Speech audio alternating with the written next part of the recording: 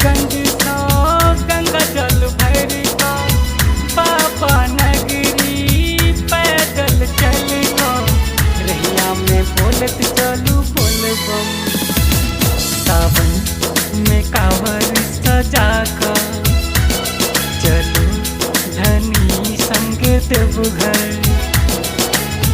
सुल्तानगंज सो गंगा जल भर का बाबा नगरी पैदल चल को रहिया में बोलत चलू बोलबम।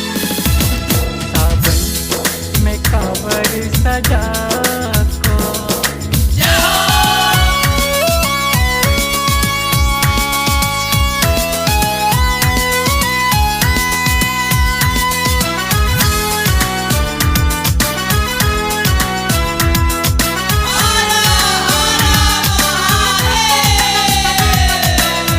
सावन में अच्छ बाबा आयल छोर हिमालय देवघर बसर।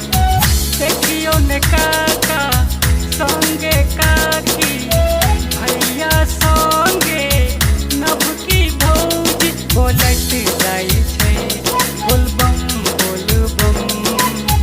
अहू लगाबू नारा बोलबम। कांवर सजा को